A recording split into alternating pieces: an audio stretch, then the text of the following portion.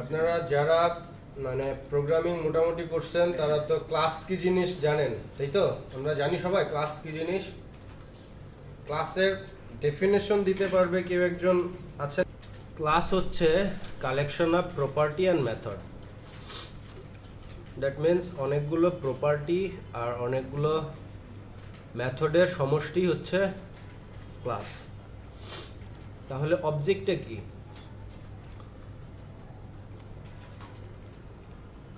ধরেন আমি একটা ফাংশন লিখতেছি অ্যাড, এইখানে দুটো প্যারামিটার দিচ্ছি, ওকে? তো এই ফাংশনটা রিটার্ন করবে $a প্লাস $b। এটা একটা ফাংশন। আমরা যখন অ্যাড কে কল করব তখন আমি যদি পাস আর পাস দিয়ে দিই, এই পাস চলে যাবে এটার মধ্যে, এই পাস চলে যাবে এটার মধ্যে, দুইটা যোগ করে যা হবে যে রিটার্ন করছে তার কাছে ব্যাক করবে রেজাল্টটা। এইটুকু আমরা বুঝি। তো এইটা কি জিনিস? এটা ফাংশন। অ্যাকশনটা কি তাহলে? এটা একটা সেট অফ ইনপুট আউটপুট। ব্যাপারটা এরকম না, ব্যাপারটা হচ্ছে স্টোর ডাটা থাকে। আমি এখানে নির্দিষ্ট একটা কাজ, যেমন এটা একটা নির্দিষ্ট কাজ বা এটা একটা প্রসিডিউর, একটা কিছু করবে, নির্দিষ্ট একটা কাজই করতে পারবে। হ্যাঁ নির্দিষ্ট। আমি যদি চাই যে এই ফাংশন দিয়ে অনেক কিছু করব, আমি তো পারি। এটা যোগ যোগ করে এক জায়গায় রাখলাম, আবার দুইটা গুণ করে এক জায়গায় রাখলাম, ঠিক আছে, সেটা ঠিক আছে। আমি আমার মতো করে কিছু একটা করতে পারবো। করতে পারাটা কি? ফাংশন একটা অ্যাকশন, Action. একটা অ্যাকশন। মানে আমি কোনো ইনপুট দিচ্ছি, সে আউটপুট। আমি যদি ইনপুট নাও দিই, ধরেন আমি এখানে ইনপুট দিলাম না, এটা কল করার সময় ফাঁকা দিলাম, এখানে কোনো প্যারামিটার নাই, তবুও তো এটা ফাংশন। এখানে ইনপুট আউটপুট নিয়ে কোনো কথা নাই, কারণ আমি ইনপুট না দিলেও এটা ফাংশন কিন্তু, তাই না? তাহলে এটা যদি $a হয় আর এটা যদি $b হয়, আমি যদি এখানে 5 দিই, এটা যোগ করে 10 করে দিতেছে আমাকে। তাহলে এইটা একটা অ্যাকশন সম্পূর্ণ করতেছে না, একটা অপারেশন সম্পূর্ণ করতেছে। একটা অপারেশন বা একটা অ্যাকশন সম্পূর্ণ করাই হচ্ছে কার কাজ? ফাংশনের কাজ। তাহলে এই টোটাল জিনিসটুকু হচ্ছে আমার একটা অ্যাকশন সম্পূর্ণ করা, যে অ্যাকশনটা ফাংশন দিয়ে করা হচ্ছে। আর এই ফাংশনটায় যখন আমরা অবজেক্ট ওরিয়েন্টেড ক্লাসের মধ্যে লিখব, তখন ওই অ্যাকশনটার নাম হয়ে যাবে মেথড, নাথিং এলস। কল সিস্টেমটা একটু ডিফারেন্ট। রাইট, কল সিস্টেমটা একটু ডিফারেন্ট। এই ফাংশনটায় এটা আমি কি এখানে কোনো ক্লাস কিছু লিখছি? না, এটা ফাঁকা একটা ফাংশন। একটা পেজে আমি চাইলে এইটুকু লিখে দিয়ে ঠিক এভাবে 5 দিয়ে দিলে ও 10 রিটার্ন করে দিবে, দিবে না? একটা ফাংশন লিখছি আমি একটা অ্যাকশন সম্পন্ন করার জন্য। এই ফাংশনটাই যখন আমি ক্লাসের মধ্যে লিখব, তখন সেটা হয়ে যাবে মেথড। দ্যাট মিন্স ক্লাসের মধ্যেকার কোনো অ্যাকশনকেই মেথড বলা হয়। তাহলে প্রপার্টি আর মেথড কি আমরা এখন বুঝলাম? তাহলে collection of property and collection of method is called class. তাহলে ক্লাসের ভিতরে স্বাভাবিকত কি থাকবে? কালেকশন অফ প্রপার্টি, মানে অনেকগুলো প্রপার্টি থাকতে পারে আর অনেকগুলো মেথড থাকতে পারে। তো সমষ্টি হচ্ছে ক্লাস। তো এখন আসি অবজেক্টে। ইনস্ট্যান্স অফ ক্লাস, এক কথায় ডেফিনেশন অবজেক্টের। Object is instance of class. শেষ। কারো কোনো কোশ্চেন থাকলে বলেন ক্লাস আর অবজেক্ট নিয়ে। কোনো প্রকার কোনো কোশ্চেন থাকলে বলেন ক্লাস অবজেক্ট নিয়ে বলেন। এখানে ফাংশন আর মেথডের যে ডিফারেন্সটা হচ্ছে, যদি আমরা ক্লাসের মধ্যে কোনো ফাংশন লিখি, সেটাকে আমরা মেথড বলবো। ক্লাসের মধ্যে তো আমরা কোনো ফাংশন লিখছি না, ক্লাসের মধ্যে আমরা একটা অ্যাকশন লিখছি। ওকে, মানে জাস্ট সেট অফ রুলস দিয়ে আমি একটা অ্যাকশন লিখছি, যাকে বলতেছি মেথড। আবার ওইটাই আমি যখন ক্লাসের বাইরে লিখছি, তাকে বলতেছি ফাংশন। ফাংশনটা কার উপর ডিপেন্ডেন্ট না, না। সেটাই। মানে কিন্তু ক্লাস that বা action মেথডটা ক্লাসের উপর ডিপেন্ডেন্ট। হ্যাঁ, মেথড তখনই বলা যাবে যখন সেটা কোনো ক্লাসের মধ্যে ডিফাইন করা থাকবে। মানে অ্যাকশনটাই যদি আমার ক্লাসের মধ্যে থাকে। যদি অ্যাকশনটা আমার ক্লাসের বাইরে থাকে দেন ফাংশন। রাইট। আর কোনো question? Any question? No question. অবজেক্টটা মানে সেটা হচ্ছে আমি অবজেক্ট ওরিয়েন্টেড প্রোগ্রামিং নামে একটা ফোল্ডার বানাইলাম, যার মধ্যে আমি একটা ক্লাস তৈরি করব। একটা ক্লাসের নাম বলেন আপনারা, যে কেউ। Laravel 30 এটা একটা ক্লাস না, লারাভেল 30 তো দিতে চাই না। হ্যাঁ, মেন্স নামে বা মেন নামে। তাহলে আমি একটা ক্লাস বানাচ্ছি যার নাম দিচ্ছি স্টুডেন্ট। তো স্টুডেন্ট ক্লাস কিন্তু আমার বানানো হয়ে গেছে। দেখেন, আমি যখন ফাইলটা তৈরি করতেছিলাম নিউতে, যে আমি পিএইচপি ফাইল না দিয়ে পিএইচপি ক্লাস দিছি। জাস্ট এখানে ফাইলের নামটা দিলেই সে ওই নামে আমার একটা ক্লাস তৈরি করে ফেলছে। এখন আমি যদি পিএইচপি ফাইলে যাই, সেক্ষেত্রে আমি দিলাম স্টুডেন্ট নামে, তো আরেকটা নিতে পারবো না, স্টুডেন্টস নামে নিই। তো এখন দেখেন আমি পিএইচপি ফাইল নিছি, আর আগের বার আমার অটোমেটিক এটা বানায় দিছে। তো পিএইচপি ফাইল নিলেও আমি এখানে ক্লাস কিওয়ার্ডটা ইউজ করে স্টুডেন্টস নামে আমি একটা ক্লাস বানায় ফেলতে পারবো। তো হ্যাঁ, এটা হচ্ছে বড় হাতের দেওয়াটা হচ্ছে কনভেনশন। এটা কোনো রুলস বা মানে রুলস না যে বড় হাতে দিতেই হবে, দেওয়াটা কনভেনশন বা স্ট্যান্ডার্ড বা বেস্ট প্র্যাকটিস বলতে পারি। তাহলে দুই ভাবে আমরা ক্লাস বানাইতে পারি। এক হচ্ছে নিউ ফাইলে যে সরাসরি ক্লাস ফাইল, আরেকটা হচ্ছে পিএইচপি ফাইলে যে ক্লাস কিওয়ার্ডটা লিখে ক্লাসের নাম দিয়ে সেকেন্ড ব্র্যাকেট শুরু করে শেষ করলে আমার ক্লাস ডিফাইন হয়ে যাবে। এই পর্যন্ত আমি যেটা করছি সেটা হলো আমার ক্লাস বানানো কমপ্লিট। ক্লাস বানানো যখন কমপ্লিট, স্টুডেন্ট নামে আমি একটা ক্লাস বানাইছি। এই ক্লাসের মধ্যে কি আছে? প্রপার্টি দিতে হবে। এখন কি কিছু আছে? এখন একদম ব্ল্যাঙ্ক। আমরা প্রপার্টি ডিফাইন করব ঠিক ভেরিয়েবল যেভাবে ডিক্লেয়ার করি সেইভাবেই, অন্য কোনো আলাদা উপায় নাই।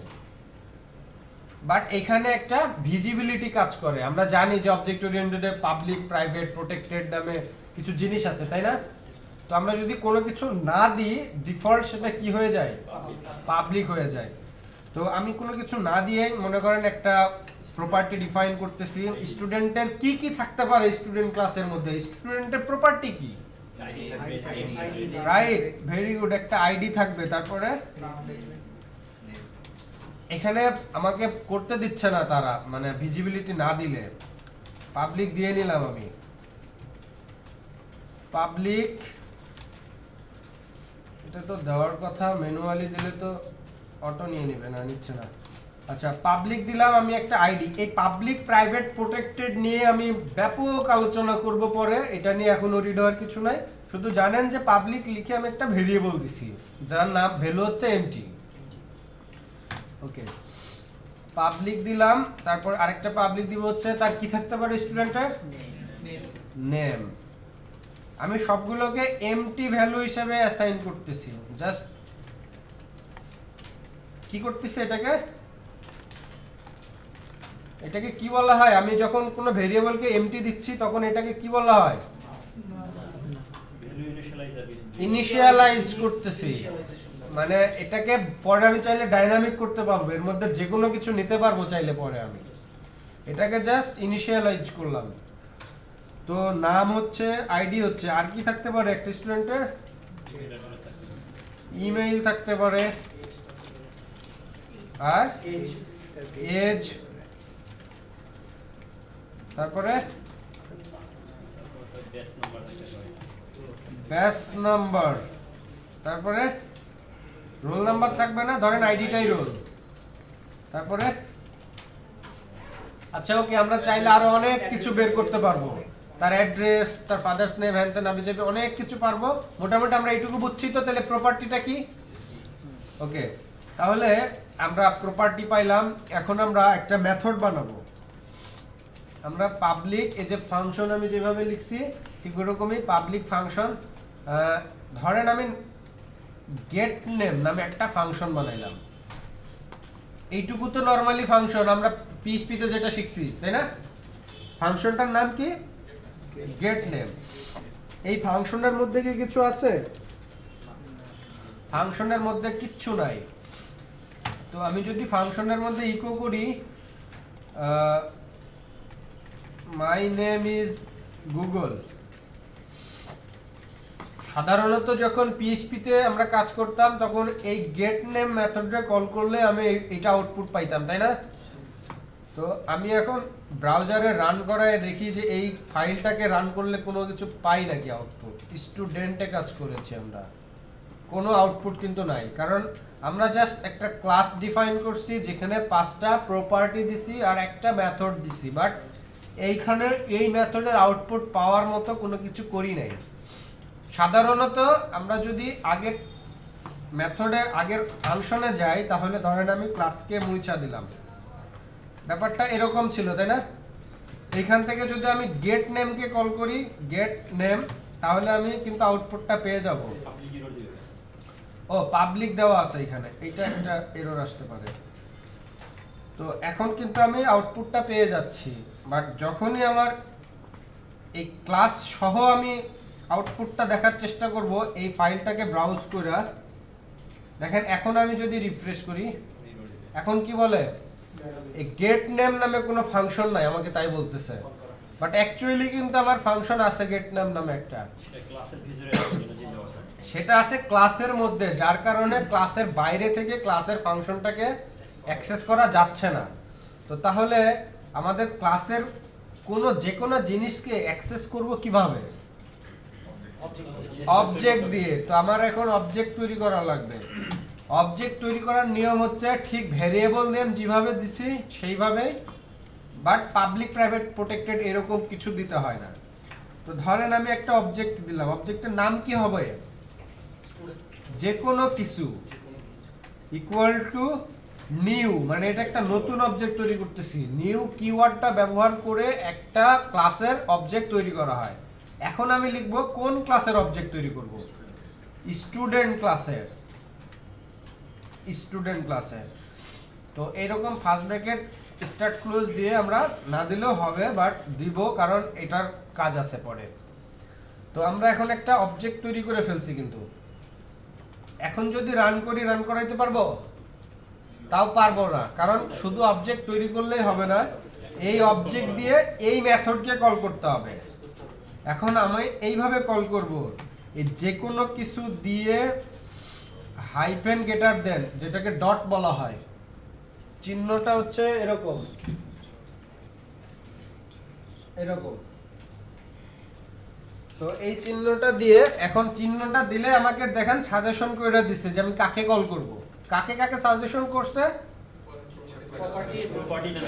প্রপার্টি মেথড সবগুলাকে সাজেশন করছে, যাদেরকে সাজেশন করছে আমি তাদেরকে এখান থেকে কল করতে পারবো। আমি গেট নেমকে কল করে দিলাম। এখন যদি আমি আউটপুট দেখি, এই যে এখন আমি আউটপুট পাচ্ছি। তাহলে পাবলিক না, তাহলে ফাংশন আর মেথডের মধ্যে ডিফারেন্সটা কি প্র্যাকটিক্যালি বুঝছেন এবার? তাহলে আমরা প্রতিটা ক্লাসের প্রপার্টি এবং মেথডকে কিভাবে অ্যাক্সেস করব এইটুকু বোঝেন না এখনো কে আছেন? আমি যখন নিউ কিওয়ার্ডটা ব্যবহার করে একটা ক্লাসের নাম দিচ্ছি, তখন এই নিউ কিওয়ার্ডটার ফলে এই ক্লাসের একটা অবজেক্ট তৈরি করতেছি, করে আমি কোথায় রাখবো? এই ভেরিয়েবলটাতে রাখতেছি। তখন এই ভেরিয়েবলটা হয়ে যাচ্ছে একটা অবজেক্ট। এখন এই ভেরিয়েবলটার নাম যে কোনো কিছু হইতে পারে, এই জন্য আমি এটার নাম দিছি যে কোনো কিছু।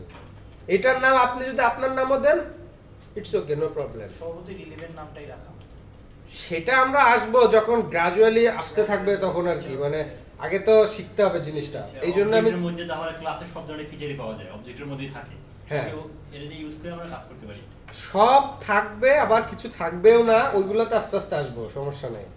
বাট আমার এটা যখন আমি একটা ক্লাস থেকে অবজেক্ট তৈরি করে একটা ভেরিয়েবলে রাখছি, ভেরিয়েবলের নাম তাহলে কি হতে পারে?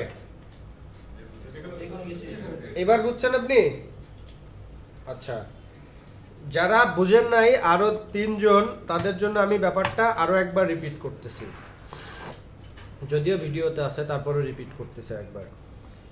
সেটা হচ্ছে আমরা ক্লাস কিওয়ার্ডটা ব্যবহার করে একটা ক্লাস তৈরি করতেছি। এইটা হচ্ছে ক্লাসের নাম। যে কোনো ক্লাস বানানোর আগে এই CLASS এই কথাটা বলে দিয়ে সেই ক্লাসটার নাম দিতে হবে। দেওয়ার পরে সেকেন্ড ব্র্যাকেট শুরু আর শেষ যদি করি, মাঝখানে যদি কিছু নাও থাকে, তারপরেও আমার একটা ক্লাস ডিফাইন করা হবে। হতে পারে এটা এমটি, বাট আমি একটা ক্লাস ডিফাইন করলাম। এই ক্লাসের মধ্যে কিছু ভ্যারিয়েবল দিছি, আমরা যেমন আগে ভ্যারিয়েবল দিতাম, কিছু ভ্যারিয়েবল দিছি। এই ভ্যারিয়েবলগুলোকে আমরা বলি প্রপার্টি। কিসের প্রপার্টি? এই ক্লাসটা যার তার কিছু প্রপার্টি। যেমন ক্লাসটা বানাইছি আমরা স্টুডেন্ট, প্রপার্টিগুলো ওই স্টুডেন্ট রিলেটেডই। যদি আমরা ইউজার্স নামে ক্লাস বানাইতাম, সেক্ষেত্রে প্রপার্টি কি হইতো বলেন তো? উনি একটু বলুক, তাইলে ব্যাপারটা আমি বুঝবো যে উনি বুঝতেছে কিনা। User name password right, users যখন হবে তখন তাহলে ইউজারের প্রপার্টি থাকবে, ইউজার নেম পাসওয়ার্ড, এই তো বুঝতে পারতেছেন। আর যখন এটার নাম ধরেন দিলাম এমপ্লয়ি, তখন কি থাকতে পারে? স্যালারি, তারপরে এমপ্লয়ি আইডি, এগুলো এক্স্যাক্টলি, আপনি বুঝতে পারছেন এবার। তো তাহলে প্রপার্টিটা বুঝতে পারছেন। তো এখন আসছে মেথড। মেথডটা কি জিনিস? একটা কাজ, একটা অ্যাকশন, বা নর্মালি এটাকে বলা হয় ফাংশন। ক্লাসের মধ্যে একটা ফাংশন লিখাইলে সেই ফাংশনকে অ্যাকশন বলা হয়। অ্যাকশন তখনই বলা হচ্ছে, মানে সেই অ্যাকশনকে তখনই মেথড বলা হচ্ছে যখনই অ্যাকশনটা ক্লাসের মধ্যে লিখছি। যদি আমি এই যে এই পুরো জিনিসটুকু মুছা দিই, একবার মুছে দিয়ে দেখাইলাম, মুছে দিলে কিন্তু নর্মালি এই মেথডটাকে কল করা যায়, তাই না? ক্লাসের মধ্যে আসে বলে কিন্তু নর্মালি কল করা যায় না। তো অ্যাকশনটা যখনই ক্লাসের মধ্যে আসে তখন সেটাকে বলতেছি আমরা মেথড। এবং এই মেথডকে একটা অবজেক্ট বানায়া ওই অবজেক্ট দিয়ে ওই মেথডকে কল করছি, আদারওয়াইজ আমরা কল করতে পারবো না। দেখেন এইখানে আমি আবার অবজেক্ট বানাইছি ঠিকই, এইটুকু মুছে দিয়ে আমি গেট নেমকে কল করলাম। নরমালি কি আউটপুট আসবে? কারণ ও গেট নেম নামে এই ফাইলে কোথাও কিছু খুঁজে পাচ্ছে না, কিন্তু আছে তো। কিন্তু আছেটা কার মধ্যে? এই জন্যই সে খুঁজে পাচ্ছে না। ক্লাসের মধ্যেকার কোনো জিনিস খুঁজে পেতে গেলে অবশ্যই তার অবজেক্ট দিয়ে খুঁজতে হবে, অবজেক্টের নামটা দিতে হবে, দিয়ে এই ডট চিহ্নটা ইউজ করে খুঁজতে হবে। এখন যদি দেখি তাহলে পাচ্ছি। এবার বুঝতে পারছেন আপনি? ওকে, সো আর কারো কোনো কোশ্চেন থাকলে বলতে পারেন, বলেন। প্রথমে প্রপার্টিগুলো কি? আপনাদের এইখানে আরেকটা জিনিস আসবে, নেম স্পেস।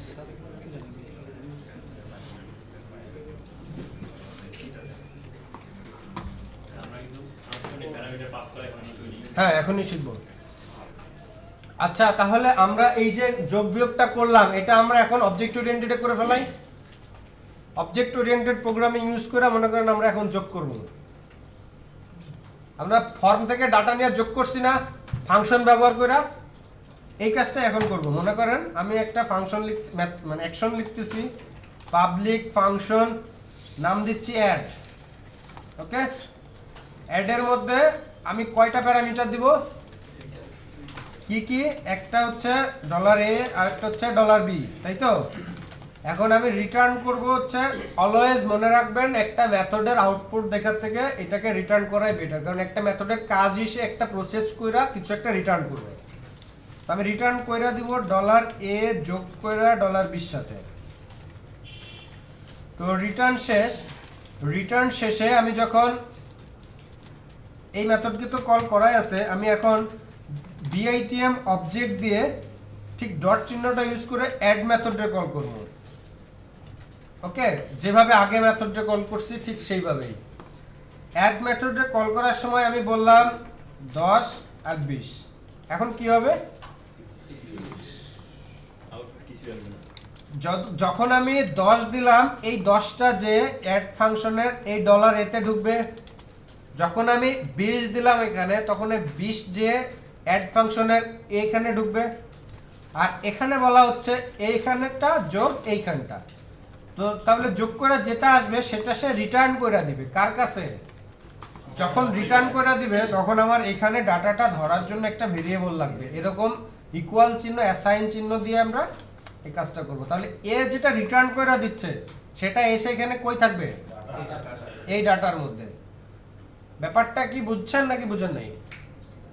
আচ্ছা তাহলে আমরা এই ডাটাকে ইকো করে দেখি কি আউটপুট আসে। 30 পেয়ে গেছি আমরা। তো আমাদের এখানে আমরা যাই দিই না কেন সে রিটার্ন করে দিচ্ছে ডাটার কাছে। যদি আমরা এই লাইনটা কমেন্টিং করে রাখি তাহলে কিন্তু আমরা কোনো আউটপুট দেখতে পাবো না। কারণ হচ্ছে আমার এই মেথড থেকে কিন্তু সে কোনো ডাটা ইকো করে নাই, জাস্ট রিটার্ন করে দিছে। রিটার্ন করে কিন্তু প্রিন্ট করিনি। না, প্রিন্ট করি নাই, ডাটার মধ্যে কিন্তু সে রিটার্ন করে দিছে, আমরা প্রিন্ট করে দেখি নাই তাই, ডিসপ্লে করে নিই জাস্ট এটা। ডিসপ্লে করি নাই তাই। ডেটার মধ্যে কিন্তু ডেটা আছে, রিটার্ন করে যেটা দিছে। আগেরটাতে ইকো করা ছিল এজন্য। হুম, আগেরটাতে ইকো করা ছিল। হ্যাঁ আগে তো আমি ইকো করে রাখছিলাম এখানে বলে কল করার সাথে সাথে আউটপুট পাচ্ছিলাম।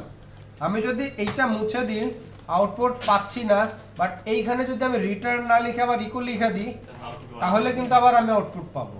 দেখছেন 120 চলে আসছে। তো বেস্ট প্র্যাকটিস হচ্ছে এখানে কোনো কিছু ইকো না করে, কারণ ধরেন এখানে কেন ইকো করব আমি যদি এখানে ইকো করি তাহলে আমি আউটপুটটা দেখতে পাচ্ছি। কত পাচ্ছি বলে তো? 120। বাট যদি আমার এমন কোনো কন্ডিশন থাকে, এটা যে প্রসেস করব অন্য কোনো, হ্যাঁ ধরেন আমি একটা টাস্ক দিচ্ছি যে এইখানে আমি দুইটা ভ্যালু দিচ্ছি, এই দুইটা ভ্যালু যোগ করে এই ভ্যালুটা যদি 120 এর থেকে বড় হয় তাহলে বলবে গোল্ডেন এ প্লাস, আর না হইলে বলবে ফেল। তাহলে এই কাজটা আমি আবার কোথায় করব? তাহলে অবশ্যই রিটার্ন করতে হবে। তো আমি যদি এখানে ইকো কইরা দিই, ইকো যদি হয় আমার এখানে, তাহলে কিন্তু আমি ডাটাটা জাস্ট দেখে ফেলতেছি, আমার এই লজিকটা আমি কোথায় কাটাবো?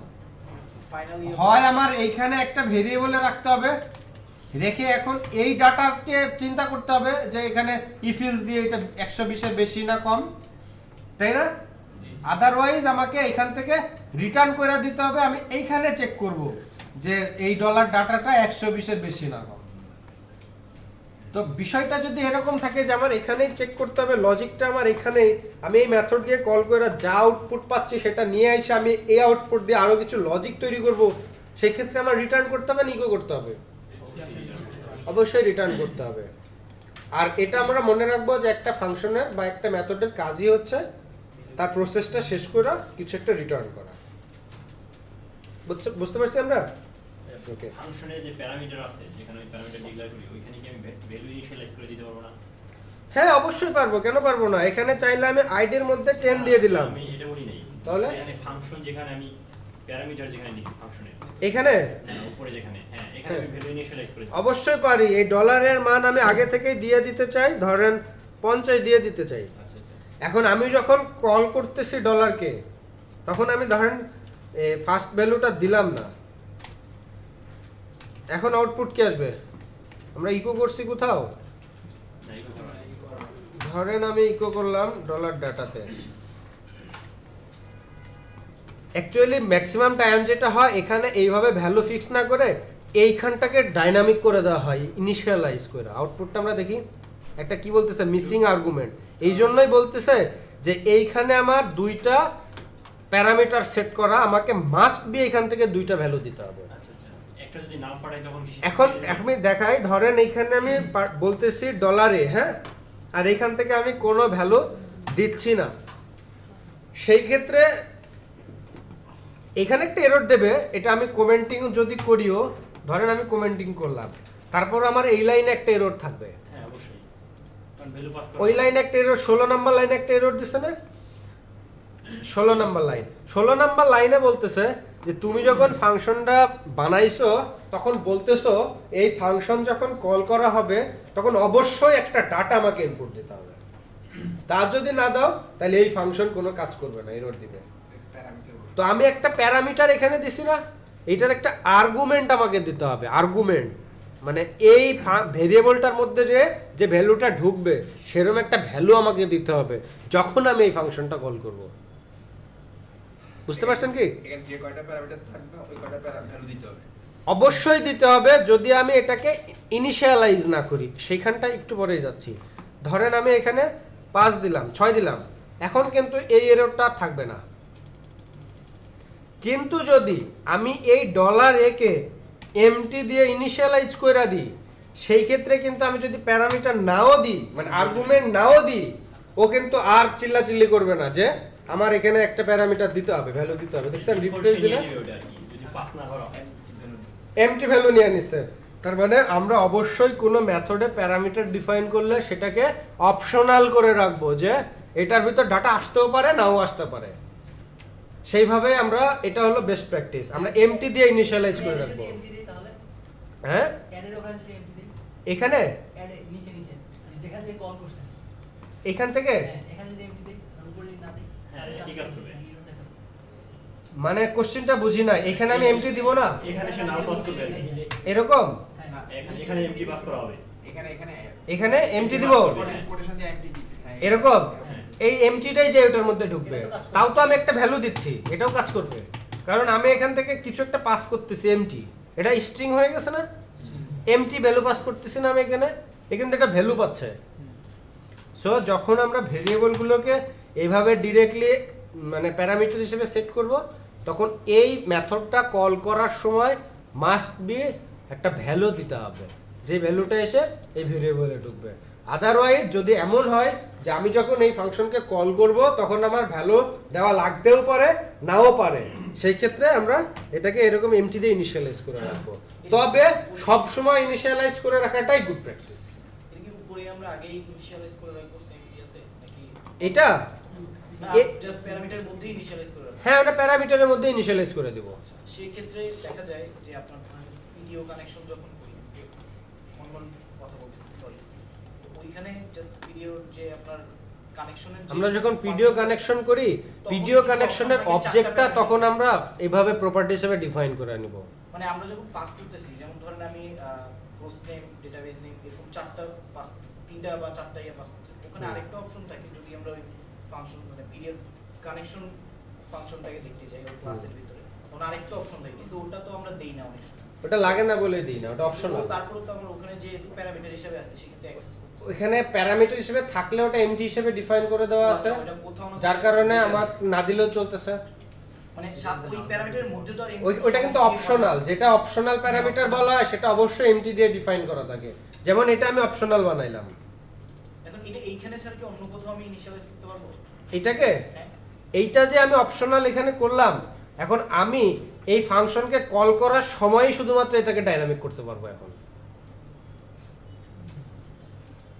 মানে এই ভেরিয়েবলটাকে অপশনাল করে দিছে আমি, যে আমি যখন আপনি এই মেথডকে কল করবেন তখন আমি কমেন্টে বলে দিব যে এই মেথডটা হচ্ছে অপশনাল, তুমি চাইলে আর্গুমেন্ট পাস করাইতেও পারো নাও পারো, নো প্রবলেম। বাকি যে চারটা আছে ওটা দিতেই হবে, অবশ্যই দিতে হবে। আর বাকি পাশে যেটা আছে এটা হ্যাঁ, যদি আমি এরকম থাকে ফার্স্টটা অপশনাল, এরকম যদি থাকে ডলার ডেটা, কয়টা প্যারামিটার হইলো? এখন কি সরাসরি আমি ডেটার মধ্যে কি ডাটাটা পাস করতে পারবো? আমি প্রথমটা অপশনালে রাখবো না, এটা সম্ভব না। প্রথমটা তাহলে ভ্যালু অপশনাল দিয়ে আবার পাস করা যাবে এভাবে? অবশ্যই, কারণ এখানে যদি আমি একটা ভ্যালু দিই, 10 যদি দিই, সে অবশ্যই এই 10টা কার মধ্যে যাবে? 10টা জায়গায় কিন্তু ডলার এতে যাবে। বি চিল্লাচিল্লি করবে, এই ডাটাটা চিল্লাচিল্লি করবে যে আমাকে তুমি অপশনালও বানাইলা না, আবার ডাটাও দিলা না, কল করার সময় হবে না। বাট ওখানে তো ভাইয়া মানে সমান সমান দিয়ে কোনো ইয়া করা নেই, কমেন্ট মানে কোনো ওইটা ভিডিওটা বিল্ট ইন তো ওইখানে নাই, ওরা অন্য কোথাও ম্যানেজ করছে ব্যাপারটা, হয়তো প্রপার্টিতে ম্যানেজ করছে, তারা প্রপার্টিতে ম্যানেজ করছে। মানে প্যারামিটারগুলো দিয়ে আমি বাইরে আবার অন্য কোনো ফাংশন দিয়ে প্রসেস করে নিয়ে আসতে পারি, এরকম কোনো অপশনস আছে? অপশনস আছে, আমরা আস্তে আস্তে আসতেছি আর কি। তাহলে আমরা অ্যাডে এখন আমরা একটা ভ্যালু দেওয়ার কারণে সে এর মধ্যে গেল, ডেটাতে কিন্তু যায় নাই। বাট আমরা যদি আবার ডেটাকে অপশনাল করে দিই তখন কিন্তু আর এরর থাকবে না। তো আমরা অপশনাল করার ব্যাপারটা কি ক্লিয়ার? কে কে বুঝছি? হাত টান তো, না কে কে বুঝতে পারছি ব্যাপারটা, এই যে অপশনাল কেন করতেছি এরকম? আপনি বুঝেন নাই? আচ্ছা, ওকে। আমরা একটা ফাংশন ডিফাইন করতেছি, পাবলিক ফাংশন আন্ডারস্কোর আন্ডারস্কোর দুইটা দিব, তাহলেই হবে, নাহলে হবে না। কিন্তু কনস্ট্রাক্ট এটা কি সবসময় পাবলিক ফাংশনই হয়? সব সময় হয় না, আমরা ওই জায়গায় যাই নাই এখনো কখন পাবলিক প্রোটেক্টেড। অবশ্যই করা যায়। আমি যদি এখানে প্রাইভেট দিই তো বলবে না যে তুমি এরর করছো, কোনো সমস্যা নাই। তো পাবলিক ফাংশন আন্ডারস্কোর একসাথে দিয়ে আমি কনস্ট্রাক্ট নামে একটা মেথড বানাই ফেললাম এবং এই মেথডের মধ্যে বলে দিলাম ইকো দারুন ম্যাজিক। ওকে, এখন এই মেথডটাকে আমার কল করতে হবে না? জি। ধরেন আমি কল করলাম না, শুধু অবজেক্ট ক্রিয়েট করে রাখা। জাস্ট আমি একটা অবজেক্ট বানাইছি। কার অবজেক্ট বানাইছি? স্টুডেন্টের, তাই না? এটা একটা H1 ট্যাগের মধ্যে রেখে দিই যেন বড় করে দেখা যায়। একটা ব্রেক ট্যাগও ইউজ করি। তো এখন আমি পেজটা রিফ্রেশ দিব। আউটপুটে কিন্তু আমি কনস্ট্রাক্টরের মধ্যেকার জিনিসটা পেয়ে গেছি, কিন্তু এইখানে আমি কিন্তু গেট নেমরে পাইতে গেলে আমার কল করতে হইতেছিল, কিন্তু কনস্ট্রাক্টরের মধ্যে আউটপুটটা পাওয়ার জন্য কিন্তু আমি কনস্ট্রাক্টরে কল করি নাই কোথাও। তাহলে কেমনে আউটপুটটা পাইলাম? এই জন্য এটা ম্যাজিক। এটা ম্যাজিক এই জন্যই, মানে যখনই কোনো অবজেক্ট ক্রিয়েট হয়, অবজেক্ট ক্রিয়েটের সাথে সাথে অটোমেটিক সে কনস্ট্রাক্টরকে অটোমেটিক কল করে। সো কনস্ট্রাক্টরের মধ্যে যা আছে সেইটা আগে এক্সিকিউট হবে, দেন আমার ওই অবজেক্ট দিয়ে কি হইতেছে না হইতেছে পরে। ব্যাপারটা বুঝতে পারছে কি? তাহলে কি বুঝলাম? কনস্ট্রাক্টর কখন কল করে? যেমন ডাটাবেস কানেকশনের জন্য প্রত্যেক আমার দরকার আর কি, এটা কনস্ট্রাক্টের মধ্যে রাখলে অটোমেটিক কল করে নেবে। আপনি প্র্যাকটিক্যাল করছেন দেখা ওই এক্সাম্পলটা দিছেন। কানেকশন রিলেটেড জিনিসগুলো সবার আগেই লাগে। সো হ্যাঁ, ধরেন যদি আমি অ্যাপ্লিকেশনের দিক চিন্তা করি তাহলে কনস্ট্রাক্টরে কি কি করা হয় বলি। অথেন্টিকেশনের ব্যাপারটা কনস্ট্রাক্টরে করা হয়। যেমন আপনি একটা পেজে গেছেন, ওই পেজে নিশ্চয়ই অবজেক্ট বানানো আছে, ওই মানে যখন আপনি ওই কন্ট্রোলারটা ইউজ করছেন, কন্ট্রোলার আর ক্লাস কিন্তু একই জিনিস বারবার বলতেছি, যেটা হচ্ছে র পিএইচপিতে বলা হয় ক্লাস, আর ওইটাই ফ্রেমওয়ার্কে বলা হচ্ছে কন্ট্রোলার। মানে এক একটা ক্লাস হবে এক একটা কাজের জন্য আমার কন্ট্রোল। হ্যাঁ, তো যখন ওই পেজে একটা অবজেক্ট বানানো হচ্ছে, অবজেক্ট বানানো যখন হচ্ছে তখন সেটা কি ওই ক্লাসের কনস্ট্রাক্টরে কল করে না? আর আমি কনস্ট্রাক্টরেই চেক করব যে এ লগ ইন করে আসছে কিনা। সে যদি লগ ইন করে আসে তাইলে সে ওই পেজ পাবে, নাইলে সে ওইটা পাবে না, অন্য কিছু দেখবে। ওইটা যদি আমি কনস্ট্রাক্টরেই দিয়ে দিই তাহলে আমার 100টা যদি পেজ থাকে 100টা পেজে কিন্তু এটা চেক করার আর কোনো দরকার নেই। অবজেক্ট তো কল সব পেজেই হচ্ছে, তো অবজেক্ট কল হওয়ার সাথে সাথেই তো সে কনস্ট্রাক্টরকে কল করে ফেলছে। তো আমি এক জায়গায় একটা কাজ করলাম, সেটা আমার যত পেজই থাক না কেন সব জায়গায় ডাইনামিক্যালি হয়ে গেল। তো এটা হচ্ছে কনস্ট্রাক্টরের কাজ। কনস্ট্রাক্টরের কাজটা বুঝি নাই এমন কেউ আছেন কি? ক্লাসের মধ্যে অটোমেটিক যে ফাংশনটা কল করে, একটা অবজেক্ট ক্রিয়েট করলেই সেটি কনস্ট্রাক্টর। হ্যাঁ, কনস্ট্রাক্টরের ফাংশন, যদি কনস্ট্রাক্টর সম্পর্কে আরেকটু বলতে চাই, খিচুড়ির এক্সাম্পল দিতে হবে। সেটা হলো, মনে করেন আপনি যদি কাউরান বাজার আসেন তাইলেই আপনি খিচুড়ি খেতে পারবেন। সেটা আপনি যখন যেভাবে যখনই আসেন না কেন, যেভাবে আসেন না কেন, দ্যাট মিনস যখনই আপনি অবজেক্ট বানাবেন তখনই সে কনস্ট্রাক্টরকে কল করবে। এই যে আমি একটা অবজেক্ট বানাইছি না নিউ দিয়ে, কোন ক্লাসের অবজেক্ট বলেন তো? এই যে অবজেক্টটা বানাইলাম নিউ দিয়ে, এই অবজেক্টটা বানানোর সাথে সাথে যখন আমি কোডটা রান করতেছি, 28 নাম্বার লাইনে যখন আসছে কোডটা এক্সিকিউট করতে করতে, যখন এসে দেখতেছে যে একটা ক্লাসে একটা অবজেক্ট বানানো আছে, তখনই সে আগে কনস্ট্রাক্টরকে কল করতেছে। এটাই হচ্ছে ব্যাপার। কনসেপ্ট ডিফাইন না করা থাকলেও কল হবে। ডিফাইন না করে থাকলে কল করে লাভ কি? মানে নরমালি তো আপনার হওয়া উচিত, হবে হবে কোনো কিছু করি না, কারণ কনস্ট্রাক্টর তো তখনও ছিল না আমার, তখনও ছিল বাট তাই না? ইন্টারনালি সে চেক করে দেখছে। তখনও ছিল না, কিন্তু এখন আছে। এই জন্য এখন আমরা আউটপুটটা পাচ্ছি। আচ্ছা, হ্যাঁ, বেসিক্যালি অথেন্টিকেশন বা এই রিলেটেড কাজ ছাড়াও আর অনেক পরে, এইসব নিয়ে অনেক পরে দু একটা এক্সাম্পল দিছি, মনে রাখেন, আরো কাজে লাগবে অনেক। কনস্ট্রাক্টরের সাথে যে ডিস্ট্রাক্টরটা দেখা যায় না, ডিস্ট্রাক্টর আজকে না, যেটা রুটিন করছি সেটা আগে শেষ করি। এখানে কি একাধিক বা যেটার সাথে রিলেটেড আরো অনেক কিছু আছে, 7:40 ব্রেক, আরো অনেক কিছু দেখাবো এটার পরে। অনেকগুলো কনস্ট্রাক্টর থাকলে সবগুলো এক্সিকিউট করবে। অনেকগুলো কনস্ট্রাক্টর থাকবে না একটা ক্লাসে, একটা ক্লাসে কি তাহলে কি একটার বেশি কনস্ট্রাক্টর দেওয়া যায় না? একটাই কনস্ট্রাক্টর একটা ক্লাসে। অনেক কিছু একটার মধ্যে রেখে দিই তাইলেই ধরে। অনেক কিছুই রাখেন আপনি এটার মধ্যে। সবকিছু এটা যেগুলো ম্যান্ডেটরি সবগুলো এই কনস্ট্রাক্টর দিয়ে ঢুকাও। ধরেন যেই জিনিসটা আপনার সব পেজে লাগবে বা যেই জিনিসটা অবজেক্ট ক্রিয়েট করে সাথে সাথেই লাগবে, সেই জিনিসটা আপনি কনস্ট্রাক্টরে দিয়ে দেন। মনে করেন সেশন বুঝি আমরা? সেশন বুঝি না, নো প্রবলেম। সেশন একটা সুপার গ্লোবাল, এইটুক তো জানি। তো ওইটার পাওয়ার এত বেশি, অবাক হয়ে যাবেন যখন সেশন নিয়ে কাজ করব। মানে সেশন নিয়ে যখন কাজ করব তখন কোনো ডেটাবেজ ছাড়া সেশনেই শুধু ডেটা স্টোর করে রাখতে পারে। সাময়িক সময় অবশ্যই সাময়িক সময় আমরা একটা ফাংশন বানাচ্ছি, পাবলিক ফাংশন সেট ডাটা। হ্যাঁ, একটা মানে মেথড বানাইলাম। ওকে, সেট ডাটার মধ্যে আমি একটা প্যারামিটার দিচ্ছি ডাটা, যেটাকে আমি অপশনাল করে দিলাম। ঠিক আছে, এখন আমি যখন এই সেট ডাটাকে কল করব, কি দিয়ে কল করব? বিআইটিএম দিয়ে সেট ডাটাকে কল করব। করার সময় আমি এইখানে বলবো ধরেন 1 to 1 101 আমি একটা আইডি পাস করাইলাম মনে করেন। তাহলে এই আইডিটা যাবে কোথায়? হ্যাঁ, সেট ডাটা এই মেথডে, এই ডাটার মধ্যে যাবে, তাই না? ওকে, এখন আমি চাই এই আইডিটা এই আইডি ভেরিয়েবলের মধ্যে এসে বসুক। ব্যাপারটা বুঝতে পারছেন? তাহলে আমরা মেথড দিয়ে এটা কিভাবে করতে পারি?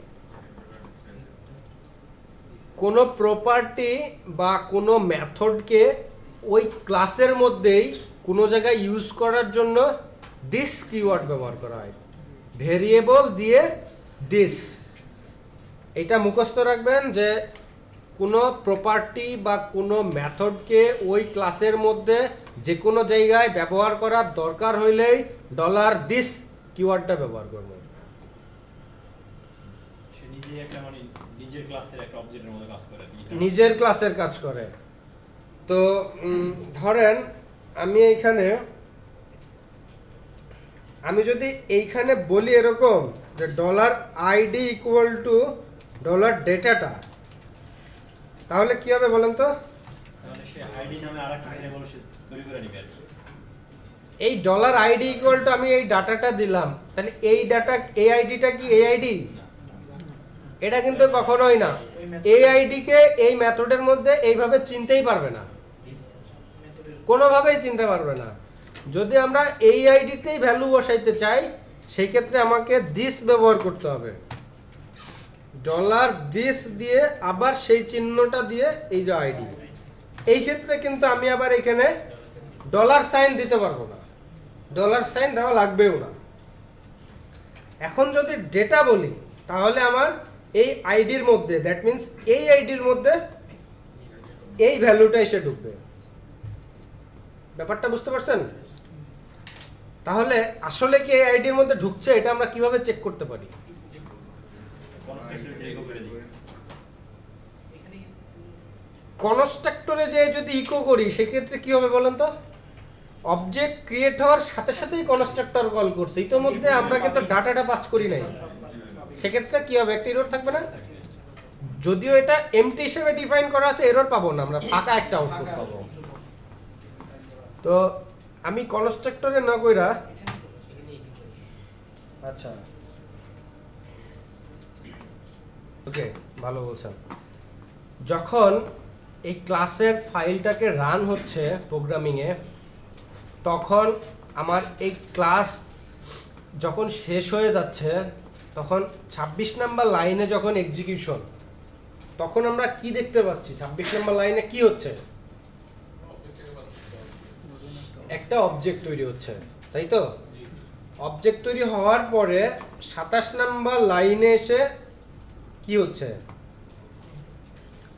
এই অবজেক্টটা ব্যবহার করে আমরা জানি যে ওই ক্লাসের কোনো মেথডকে কল করতে গেলে আমার অবজেক্ট লাগবে। তো এই অবজেক্টটা ব্যবহার করে ওই ক্লাসের একটা মেথডকে আমি কল করলাম, করার পরে তার মধ্যে ভ্যালু দিয়ে দিলাম 101 এই ভ্যালুটা সেট ডাটা মেথডের কোথায় যাবে, এই ডেটাতে যাবে। এই ডেটার ভ্যালুটা আমি কোথায় অ্যাসাইন করতেছি, দিস ব্যবহার করে আইডি মানে কোনটা, তাহলে ক্লাসের প্রপার্টি, রাইট? তাহলে এইখানে যদি ক্লাসের প্রপার্টি ইকুয়াল টু ডাটা হয়, তাহলে এই আইডি, এই 101 এই ডাটাটা এসে এই ডাটায় ঢুকলো প্রথমে। এখন এ আবার অ্যাসাইন করে দিচ্ছে প্রপার্টির আইডিতে, তার মানে এই আইডিতে, তাই না? তাহলে এই ডাটার মধ্যে এসে ভ্যালুটা ঢুকলো। এখন দিস ডট আইডি দিয়ে যদি এই প্রপার্টিকে অ্যাক্সেস করে ডাটা ঢুকাই দেওয়া যায়, তাহলে ওইখান থেকে আউটপুটও বের করে নেওয়া যায়। এই জন্য এখানে দিস ডট আইডিকে রিটার্ন করে দিচ্ছে, কারণ ওর মধ্যে যে ডাটাটা আছে সেটা সে রিটার্ন করে দিচ্ছে যখন গেট ডাটাকে কল করা হচ্ছে। তো নিচের লাইন আবার গেট ডাটাকে কল করা হচ্ছে, এই জন্য আমরা আউটপুটটা দেখতে পাচ্ছি। অবজেক্ট যদি ডিফারেন্ট হইতো তখন তো আমার ফাঁকা দেখাইতো, তাই না? আউটপুটটা আপনি কল করতেছেন কোনটাকে তাই দেখেন। এখন যদি আপনি গেট ডাটাকে আগে কল কইরা দেন ডাটা পাঠানোর আগে, কোনো এরর আসবে না। তাহলে একটা ব্ল্যাঙ্ক মানে যেটা ফাঁকা করা আছে, কেন এরর আসবে না বলেন তো? যখনই আমি গেট ডাটাকে কল করতেছি, ও গেট ডাটা কি বলে, রিটার্ন করে দাও ডলার দিস, দিসের মধ্যে যা আছে রিটার্ন করে দিবে। দিসের মধ্যে কি আছে, আইডির মধ্যে কে বলছে ফাঁকা, এই যে এমটি ভ্যালু আছে, ওই তো এমটি রিটার্ন করে দিবে। এই জন্যই তো আমি এটাকে ইনিশিয়ালাইজ করছি এমটি দিয়া, যেন ভুল না হয়। এমটি আর নাল তো অবশ্যই ডিফারেন্ট। অবশ্যই ডিফারেন্ট। নাল জিরো না, জিরো এমটি, নাল নালি, মানে এইটাই, মানে নাল মানেই নাল, মানে এইটাই এক ধরনের ডাটা টাইপ, ওটার মানেই হচ্ছে না। এমটি একটা ফাঁকা ডাটা আর কি, এমটি একটা ফাঁকা ডাটা, জিরোকে এমটি বলা হয়। নালও তো একটা ভ্যালু নাকি? তবে নালও একটা জিরো কিন্তু value। আমরা মানে একটা ডেটা হিসেবে ধরা হয় না। হ্যাঁ এমটি, এমটি এমটি আর জিরোর মধ্যে ডিফারেন্স না, ডিফারেন্স নাই। লাইক আমি যেটা বলতে চাচ্ছি জিরো অ্যাকচুয়ালি। হ্যাঁ জিরোই তো। মানে এখানে আইডি ইকুয়াল টু তুমি 0 অ্যাসাইন করে দিলে আপনি পিএইচপি তে ডলার ইকুয়াল টু 0 দেন, দিয়ে এটা চেক করেন if is empty, variable handling function পারেন, ইজ এমটি, ইজ এমটির মধ্যে ভ্যালুটা ঢুকাই দেন, দিয়া দেখেন যদি এটা এমটি হয় তাহলে ইকো করেন একটা কিছু, না ইলস করেন আর একটা কিছু, কি আউটপুট আসে দেখেন। এটা পরে দেখেন, এখন না।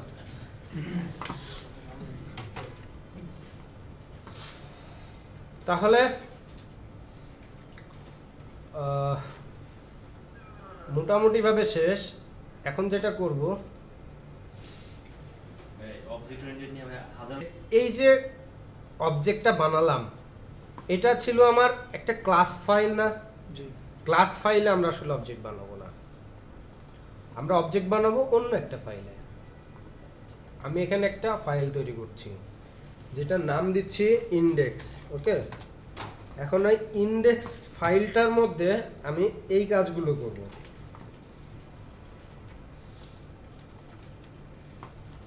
এখন যদি আমি ইন্ডেক্সকে রান করাই, কি আউটপুট আসবে বলেন তো?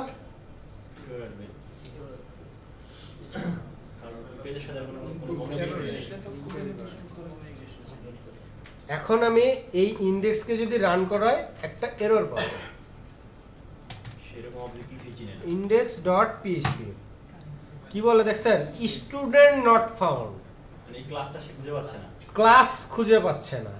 আমি এখানে ক্লাসের অবজেক্ট বানাচ্ছি, বাট ক্লাসটা তো আমার এখানে ডিফাইন করা নাই, এই জন্য এই ক্লাসকে খুঁজে পাচ্ছে না বলেই আমার এই এররটা আসছে যে আনকট error class student not found.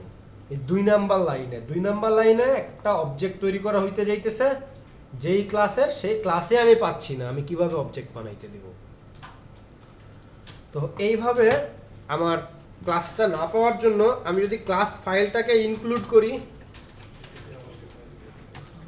Include once দিয়ে আমি স্টুডেন্টকে ইনক্লুড করলাম। এখন যদি আমি রান করাই তাহলে আবার পাচ্ছি তার মানে আমার এই লাইনে যত কোড ছিল সব আমি আগে ইন্ডেক্সে লোড করে নিলাম এই ইনক্লুড ফাংশনটা ইউজ করে। বুঝতে পারছেন কি? জি। কে বুঝেন নাই? কে বুঝেন নাই? সবাই বুঝছেন? আপনি বুঝছেন? ইনক্লুড অনসটা কি ওখানেই করা আছে? এই ইনক্লুড ওয়ান্স বলতে এই ফাইলে যা কোড আছে সব কোড আমি ধরে নেব এখানে আছে, সেটার জন্য আমি ইনক্লুড ওয়ান্স দিয়ে ওই ফাইলটাকে এখানে ইনক্লুড করলাম। এখন এখানে যদি আমি উল্টাপাল্টা কিছু ইনক্লুড করি অন্য কোনো ফাইল দিয়ে, সেই ক্ষেত্রে কিন্তু আবার এরর আসবে যে এই রকম কোনো ফাইল নাই। পাতে খুঁজে পাচ্ছে না। তো এইটা যেন ভুল না হয় এই জন্য এখানে এসে কন্ট্রোল স্পেস চাপ দিবেন, এটা একটা শর্টকাট। কন্ট্রোল স্পেস দিলে আপনাকে সাজেস্ট করছে আপনি কোন ফাইলের সাথে কোন ফাইলটাকে ইনক্লুড করতে চান, সেক্ষেত্রে আপনি এইভাবে চুজ করবেন।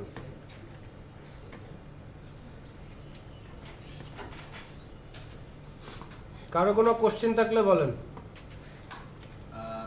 এই দুটো ফাইল কি সেভ ফোল্ডারে রাখতে হবে অথবা পাথ দিয়ে দিতে হবে যদি ফোল্ডার স্ট্রাকচার নিয়ে এখনো কিছু বলি নাই। আচ্ছা এখানে হচ্ছে ইনক্লুড ওয়ান্স দিলাম, জাস্ট ইনক্লুড দিলেও তো কাজ করবে। হ্যাঁ, এটার মধ্যে দিলেও কাজ করবে, ইনক্লুড ওয়ান্স দিলেও কাজ করবে। এই চারটা জিনিসের মধ্যে পার্থক্য আপনারা বাংলায় লিখবেন, এটা হলো আপনাদের একটা অ্যাসাইনমেন্ট, আজকে ফার্স্ট অ্যাসাইনমেন্ট হবে।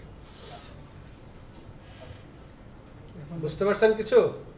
অবশ্য চাকরি বাকরি করে আপনাদের সময় আছে কিনা জানি না। কোনটা কোনটা আবার বলেন।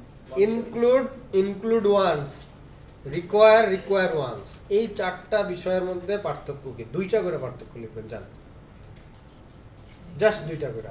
এই বেশিও কি আছে? আজকে লিখে দিয়ে দিতে হবে? না না না, নেক্সট দিন দিলেই হবে। Include once are require. হ্যাঁ,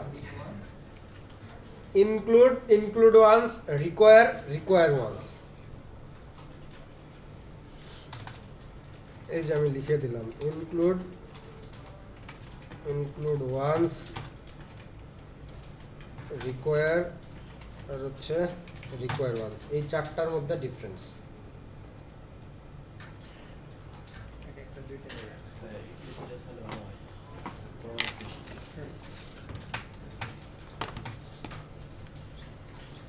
সেন্টার জানে এলএসএ এইটা একটা আপনাদের দেশে না সোয়া।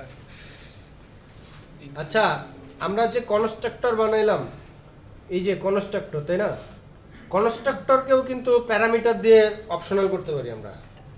ধরেন এখানে একটা প্যারামিটার দিলাম ডি, ডি দিয়ে আমি কনস্ট্রাক্টরকে অপশনাল করছি। কনস্ট্রাক্টর তো অটোই কল হয়, তাহলে ভ্যালু আবার কখন দিব? ব্যাপারটা এরকম না নাকি?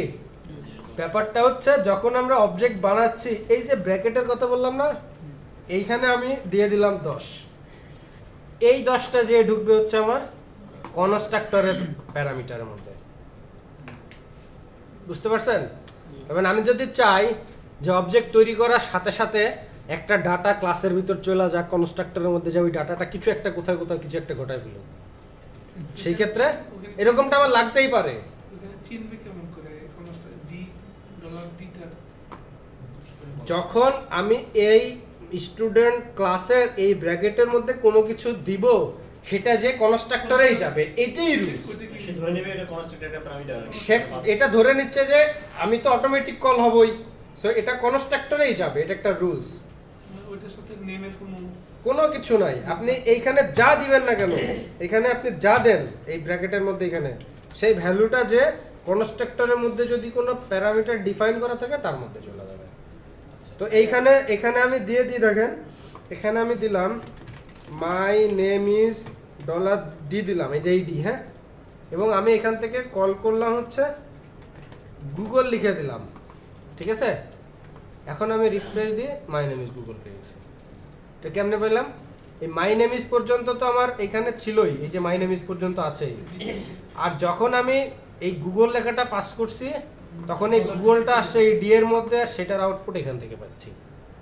আচ্ছা ভাই, কনস্ট্রাক্টরে যদি কোনো প্যারামিটার না দেই, সেক্ষেত্রে আমি আমার স্টুডেন্ট ক্লাসে অবজেক্ট ক্রিয়েট করার সময় যে ফাংশনটা করেছি, ওইটার ভিতর থেকে যে যত ইচ্ছা তত প্যারামিটার একসাথে পাস করতে পারবো, মানে ধরেন মাল্টিপল প্যারামিটার। আমি আপনার কোশ্চেনটা বুঝি নাই, আরো একবার। কনস্ট্রাক্টরের যে প্যারামিটারটা আপনি লিখছেন ওটাই কি ওখানে কোনো প্যারামিটার আমি পাস করি মানে কনস্ট্রাক্টর আমি কোনো প্যারামিটার দেই নাই, দেব না এরকম। দিব না। ওকে।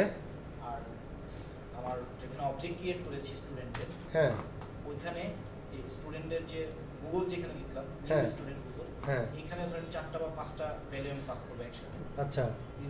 যখন আমি এখন আপনার মোবাইলের যদি এইটা হয় চার্জিং পোর্ট, আর আপনি যদি অন্য জায়গায় দেন চার্জ, অটোমেটিক্যালি তাইলে কি হবে? একসাথে যদি 4-5টা এখন আমি দিই, তাইলে দেখেন ধরেন গুগল ইয়াহু দিলাম, আমার এই ডাটাটা ধরার মতো এখানে কোনো প্যারামিটার আমি দেই নাই, রিফ্রেশ দিলে কি আসবে? ধরতে পারতেছে না, কারণ সে নিতে পারবে না, এখানে নেওয়ার মতো কোনো জায়গা নেই। এরর দিচ্ছে না যা পাস এইটা এখানে এরর দেবে না আর কি। কনস্ট্রাক্টরের ক্ষেত্রে কোনো এরর দিবে না। পাস হবে। হ্যাঁ পাস হচ্ছে না, মানে পাস হচ্ছে, সে নিচ্ছে না মোট কথা। এখানে যদি আমি আরেকটা অবজেক্ট ক্রিয়েট করি তখন কি হ্যাঁ। সে আবারও সে কনস্ট্রাক্টরকে কল করতেছে? হ্যাঁ আপনি যতবার অবজেক্ট ক্রিয়েট করবেন সেই লাইনটা যখন এক্সিকিউট হবে তখনই কনস্ট্রাক্টর হয়ে যাবে। মানে একটা অবজেক্টের মধ্যে একটা কাজের কথা বলে দিছি, আবার আরেকটা অবজেক্টের মধ্যে অন্য কোনো কাজ বলছি ওই সেম কনস্ট্রাক্টর। সেটাই। কি ডিফাইন করবে যে ধরেন আমি এখানে আবারও একটা অবজেক্ট বানাইতে চাই, আপনাদের কোশ্চেন থেকে যদি চিন্তা করি, আমি বেসিস নামে একটা অবজেক্ট বানাইলাম, নিউ দিলাম স্টুডেন্ট। ওকে, এইটার মধ্যে আমি ভ্যালু দিব কি, আগের বার দিছিলাম ধরেন গুগল দিছিলাম। এখন আমি এইখান থেকে $d আবার বসাই, $d বসাইলাম, এখানে $d ইকো করলাম। পরের বার যখন একটা অবজেক্ট বানাচ্ছি তখন আমি দিলাম হচ্ছে বিং। ওকে, তো দুই জায়গায় অবজেক্ট কল হচ্ছে। এইটুকু আমরা এখন মুছে দিই আপাতত, নাকি ভিডিওতে তো থাকছেই। ঠিক আছে। তো আমি দুইটা অবজেক্ট বানাইছি, একটা হলো বিআইটিএম, একটা বেসিস। প্রথম অবজেক্টটাই দিচ্ছি গুগল, দ্বিতীয় অবজেক্টটাই দিচ্ছি বিং। এখন আমি আউটপুটটা দেখি, তো দুইটা আউটপুট পাইছি, কারণ আমি যখন গুগল কল করলাম তখন সে কনস্ট্রাক্টরকে কল করলো, ডি এর মধ্যে গুগল দিল, একবার ইকো করলো। আবার যখন এই অবজেক্ট বানাইছি তখন সে আবার কনস্ট্রাক্টরকে কল করলো, বিং পাঠাই দিল, ডি এর মধ্যে আসলো, এই ডি এখানে ইকো করে দিল। এখানে Second time এ যদি আমি data যদি pass আমার না আরেকটার মধ্যে দুইটা প্যারামিটার পাই, কনস্ট্রাক্টর আমার দুইটা হওয়া সম্ভব। দুইটা প্যারামিটার যদি পাঠাই, দুইটা আর্গুমেন্ট যদি পাঠাই, দুইটা আর্গুমেন্ট যদি পাই, দুইটা আর্গুমেন্ট পাঠাইলে দুইটা আর্গুমেন্ট তো যাবে না। ওখানে তো রিসিভ করার মতো প্যারামিটার না, এখানে এটা পাবো না আমরা, এটা আমরা পাবো না। ওটা আমরা পাবো তাহলে না। কনস্ট্রাক্টর আমাদের আরেকটা আরেকটা কনস্ট্রাক্টর বানানো সম্ভব না। একটাই কনস্ট্রাক্টর প্যারামিটার হ্যাঁ সেটা পারেন, সেই প্যারামিটার সেটা পারেন। এটা as like a method, just এটা অটো কল, এটাই হচ্ছে পার্থক্য। এবং প্রায়োরিটি জি। ডাটা পাস না হলে যখন কিলোটা ধরেন আমি এই গেট ডাটা মেথডের মধ্যে বললাম $1, $1 এর মধ্যে আমি একটা কিছু দিয়ে অ্যাসাইন করলাম। এখন এরকম ভাবে আমি অনেকগুলো ভেরিয়েবল তো এখানে দিতে পারবো, চাইলে পারবো না? অনেকগুলো ভেরিয়েবল দিয়ে আর যাই করি, এটা কিসের মধ্যে করতেছি? মেথডের মধ্যে, একটা মেথডের মধ্যে। একটা মেথড তাহলে অনেকগুলো মেথড কিন্তু আবার এখানে আছে। এটা কার মধ্যে আছে? ক্লাসের মধ্যে না? এখন আমরা চাইলে এই ক্লাসটাকেও আরেকটা প্যাকেটে রাখতে পারবো, সেটা হচ্ছে নেমস্পেস। আমরা ইউজটা দেখি কেমনে করে। শুধু এটাই জেনে রাখেন যে নেমস্পেস হচ্ছে টপ লেভেলের প্যাকেট, সর্বোচ্চ লেভেলে। যেমন আমরা নর্মাল মেথড বানায় এটাকে কল করতে কিন্তু পারি নাই, কারণ এটা ক্লাসে ছিল। এখন ক্লাসটাকেও আমরা আরেকটার মধ্যে রাখতে চাই, সেটাই হচ্ছে নেমস্পেস। সিম্পলি আমি এখানে একটা নেমস্পেস নাম দিয়ে আমি অ্যাপ নামে একটা নেমস্পেসের নাম দিলাম, এবং আমি এখন জাস্ট এই লাইনটা আমি অ্যাড করছি। এই লাইনটা অ্যাড করার ফলে আমি আউটপুটটাকে যদি রিফ্রেশ দিই একটা এরর পেয়ে যাচ্ছি। কি error? Class student not found. এই লাইনটা দেওয়ার আগে কিন্তু ঠিকই পাচ্ছিল, তাই না? যখনই আমি নেমস্পেসের লাইনটা অ্যাড করলাম তখনই আমার আউটপুট আর আসে না, তখন আর ক্লাসটাকে পাই না, স্টুডেন্টকে পাই না। এটার কারণ কি? এটার কারণ হচ্ছে আমি এই ক্লাসটাকে এখন এই নেম স্পেসের আন্ডারে ঢুকাই দিছি। তো যখন আমি নেম স্পেস ডিফাইন করব, ওই ক্লাসটাকে পাওয়ার জন্য এই নেম স্পেসটাকে আমার ইউজ করতে হবে। আমি এইখানে অবজেক্ট বানাইতেছি না, এইখানে ইউজ করতে হবে। ইউজ দিয়ে আমি নেম স্পেসের নাম কি দিছি? অ্যাপ। এই অ্যাপটা আমাকে এখানে ইউজ করতে হবে এইভাবে। এখন যে ইউজ করলাম আর এটা পেয়ে যাব তাও কিন্তু না, দেখেন আরো এরর বাড়ছে। এখন শুধু নেম স্পেস ইউজ করলে আমরা অবজেক্ট বানাইতে পারবো না। অবজেক্ট বানাইতে গেলে আমার ব্যাকস্ল্যাশ দিয়ে ক্লাসের নামটাও দিতে হবে নেম স্পেসের সাথে। এইবার যদি আমরা রিফ্রেশ দিই, এবার কিন্তু আমার আউটপুট ঠিক আসছে আগের মতো। কি বুঝলাম আমরা এইটুকুতে? এইটুকুতে আমরা কি বুঝলাম? এই যে এক লাইনের একটা কোড লিখলাম, কতগুলো এরর পাইলাম। এটা দিয়ে এটা বুঝলাম, যখন আমরা কোনো ক্লাসকে আরো একটা কোনো প্যাকেটের বা আরেকটা পেটের মধ্যে রাখতেছি, কার পেটের মধ্যে রাখতেছি? নেম স্পেসের পেটের মধ্যে, তখন আমি ক্লাসটাকে নর্মালি পাচ্ছিলাম না। যেমনটা আমি এই লাইনটা যদি মুছে দিই, আমি রিফ্রেশ দিলে এরর পাচ্ছি, কারণ আমার এখন ক্লাসটা চলে গেছে নেম স্পেসের মধ্যে। নর্মালি আমরা এখন আর ক্লাসটাকে পাবো না আগের মতো। তো ক্লাসটাকে পাওয়ার জন্য আমার এইখানে নেম স্পেসটাকে ইউজ করতে হবে। এইখানে যে নেম স্পেস নাম দিছি সেইটা, এবং ব্যাকস্ল্যাশ দিয়ে সেই ক্লাসটা, যেই ক্লাসে এই নেম স্পেসটা দিছি। এক্ষেত্রে ইনক্লুড করতেই হবে না? আপাতত ইনক্লুড করতেছি, পরে আছে ইনক্লুডকে কিভাবে আরো ভালোভাবে করা যায়, এই দুইটা অপশন আছে আমার। আপাতত আমি ইনক্লুড করতেছি। নেম স্পেসটা তো মূলত ফোল্ডারিং করাটা আর কি, যে ভার্চুয়াল ফোল্ডারিং বলতে পারি। সেটাই আর কি। সুবিধা আছে। জি, কেন করবো আমরা? কেন করবো? আমি কি শিখতে পারছি যে এটা এইভাবে করতে হয়? কেন পারবো সেটার ইমপ্লিমেন্ট একটু পরে। মানে আমরা কি পারতেছি এটা, যে আসলে ক্লাসের মধ্যে যদি কোনো নেম স্পেস থাকে, সেই ক্লাসটাকে ইউজ করতে হয় এইভাবে নেম স্পেস নেম দিয়ে ব্যাকস্ল্যাশ দিয়ে ওই ক্লাসের নাম, তাইলে পাবো, নাইলে পাবো না। এইটুকুন এনশিওর করেন আমাকে, এইটুকুন বুঝতেছি। এটার অ্যাডভান্টেজ পরে। আচ্ছা ভাইয়া, এখানে যদি মানে আমার আরো একটা ক্লাস থাকে, ওটার মধ্যেও যদি আমি নেম স্পেস অ্যাপ দিয়ে রাখি, তাহলে এটাই এখানে আমাকে বলে দিবে। ইউজ করতে হবে ওই ক্লাসের নাম সহ ব্যাকস্ল্যাশ দিয়ে। তখন ওই অন্যান্য ক্লাস। আচ্ছা, আমি এটা অ্যাপের নিচে মানে ইয়াতে কি কয়েকটা ক্লাস হতে পারে? সরি, একটা অ্যাপের মধ্যে কয়েকটা ক্লাস হতে পারে? আমি আরো একটা ক্লাস বানায় থাকি। আমি এটার মধ্যে আরো একটা ক্লাস বানাবো। কি ক্লাস? হ্যাঁ, আচ্ছা, স্টুডেন্ট বানাইছি, এখন টিচার। ওকে, আমি একটা টিচার নামে একটা ক্লাস বানাইলাম, যেটার নেম স্পেস সেট করব হচ্ছে app, global name space app set করলাম সফটওয়্যার ক্ষেত্রে। ওকে, এখন আমি এখানে একটা মেথড সেট করি, পাবলিক ফাংশন, নাম দিলাম টিচার মেথড। এটার মধ্যে আমি সিম্পলি ইকো করে দিলাম I am from teacher class, এইটুকুই থাক। এখন আমি এই ক্লাসটার অবজেক্ট আমি এই ইন্ডেক্সে চাই এরকম করে। তো আমি আর একটা অবজেক্ট বানাইতেছি, ওবিজি দিয়ে ইকুয়াল টু দিয়ে। আমার ওই ক্লাসটাকে আগে ইনক্লুড করতে হবে না? তো আমি ইনক্লুড করি,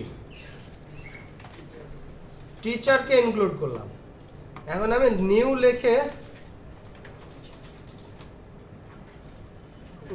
লিখে